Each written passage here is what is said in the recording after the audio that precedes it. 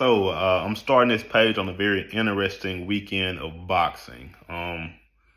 I've had a lot of my friends hit my phone already. They've been texting me and typing to me about online about, this whole Keyshawn Davis incident. As you all know, Keyshawn Davis was supposed to be fighting Edwin De Los Santos this weekend, but Keyshawn Davis missed weight by 4.3 pounds. In the game of boxing, that's a lot. And just letting you guys know off top, I am a Keyshawn Davis fan. I think he's a highly skilled fighter, good young up and comer. I think he has nothing but good things in front of him if he does what he's supposed to do. He calls himself the businessman, so I think if he handles business how he's supposed to, he's set to be one of the next big faces of boxing. Um, I must say that I was a little disappointed with him missing weight by 4.3 pounds. As a longtime boxing fan and someone that's been around the sport, I'm the type of person, I understand, possibly not making weight. It happens sometimes, but to miss by 4.3 pounds, that's a lot. I usually try to give fighters, maybe 2 pounds. That means to me that you really tried to make the weight. But when you start getting into, past 3 and 4 pounds, that kind of says to me that I don't really know how hard you tried to make weight. And once again, this is just my opinion. So, I don't know what these fighters are going through behind the scenes. I know they have personal lives, which I try not to get into either because, once again, this is a sport. So I want to stick with the sport of boxing. But as they say in basketball, ball don't lie. I saw an interview with Keyshawn, and I want to say it was Andre Ward, where he said, he's been making weight for years. He's never had an issue making weight. So for him to miss it by 4.3 pounds, it makes me think that it was a while ago when he knew he wasn't going to make the weight. So, once again, a little bit disappointed because I want to see nothing but good things for this kid. I know he's went through some issues in the past. And once again, I try not to even pile on people because I know, hey, we're humans. None of us are perfect. All of us have been through things. And so I try to give fighters that same leeway. But, when you're in the spotlight, people are going to key in on you a little bit more and they are going to remember things. So, with him having the issue with the marijuana in the past and now, missing weight, people remember things like this. And then, I'm kind of glad that Edwin De Los Santos didn't go ahead with this fight because, if you understand boxing, you understand, there are weight divisions for a reason. I think it says a lot about just the moral compass of fighters. If you sign on the dotted line to fight at a certain weight, that's literally just you saying, hey, this is what I'm going to do to meet the ramifications and qualifications to get in the ring and fight an opponent to make this a fair fight. And a lot of these younger guys these days, they are fighting at weight classes they probably shouldn't be at anyway. Keyshawn Davis is a pretty big guy. I think I can easily see him fighting at 147, if he decides to put the weight on just because he has a frame for it. But he's fighting at 135. So, as these guys naturally grow, like he's a young man, but guys move up for a reason. He may have had trouble fighting at 135, but I think as a professional, this is something that also.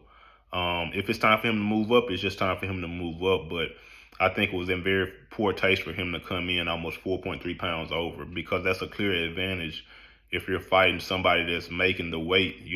Edwin De Los Santos probably drained himself, probably did whatever he needs to do to get down to the contracted weight of 135. And if you know anything about boxing, as soon as you make weight, you start eating, you start drinking water, you're trying to rehydrate and get yourself back to a weight to where you feel comfortable and you fight. So, it's not crazy for, guys to make weight. And I wouldn't be surprised if, some of these guys put on up to 10 to 15 pounds going, into the fight. So for Edwin De Los Santos, who's, pretty much a smaller guy than Keyshawn, it automatically put him at a disadvantage. So, and with Keyshawn being a bigger person already, and then coming in at 139 pounds, it wouldn't have been insane to see Keyshawn rehydrate that night, coming to the fight the next day at hell, probably 150, maybe even 155 pounds to fight Edwin De Los Santos. So, for you guys that don't understand why De Los Santos and his team, didn't take this match, that's why, because that's a huge advantage, if you've ever, been in the fight game. So, with that being said, I really hope that Keyshawn is able to bounce back from this. But, I will say, as a Keyshawn Davis fan and one that's been a consistent fan, this probably isn't the best look. A lot of people are also asking me about, what I think about the incident behind the scenes after the fight, because the fight card went on. Abdullah Mason was stepped up to the main card, and he did a great job of stepping into the spotlight. But also the other brothers in the DB3 clan also fought. Keon was victorious, but we see that Kelvin Davis lost his belt to Nahir Albright. Nahir Albright is a great young talent. I think he has a couple losses, but I always tell people losses don't mean much if you're a real fighter. Nahir Albright got into that ring last night and really gave Kelvin Davis some issues. And he was able to pull out the victory. For you guys that don't know, Keyshawn Davis and his brother Keon went to Nahir Albright's locker room and basically started a small fight. That's a terrible look, man, especially for you to be in your hometown. You've already had your fight canceled, which I thought was, going back to him not making weight. I've been to fights where, things happen and I didn't necessarily get to see who I wanted to see fight. So just think about all the fans that bought tickets to see Keyshawn Davis headline, a championship defense in his own hometown of Norfolk, Virginia.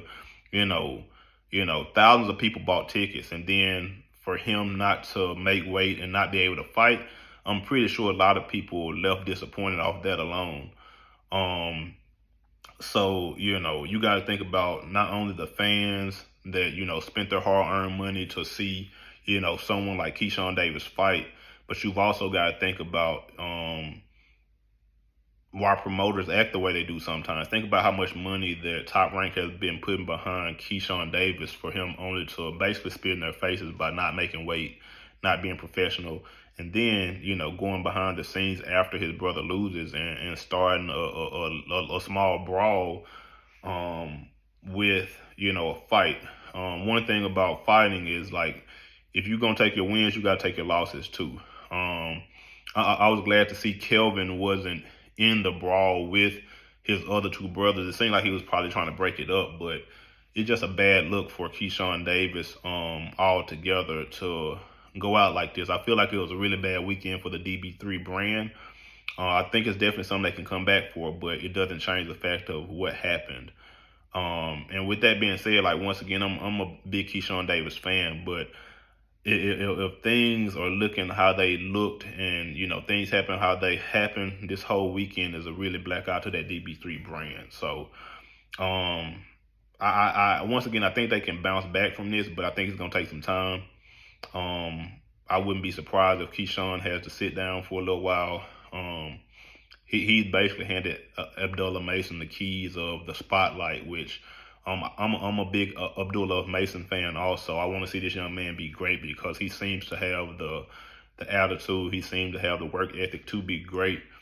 But man, I'm just going to send some prayers up for Keyshawn Davis, that he gets his head on straight, because he's pretty much in the driver's seat of his destiny. I feel like if he gets it together, get his mind right, that he can be one of the greatest young boxers that, we see this era. But we've also seen the Adrian Broners and, the Zab Judahs that have all the talent in the world, and they don't necessarily pan out exactly how you thought they would. And I'm not wishing that on Keyshawn Davis at all. So, In the comments, let me know what you guys think about, this whole Keyshawn Davis and DB3 weekend. And hey, we can talk about it. Y'all have a good weekend, and you'll be hearing from me soon.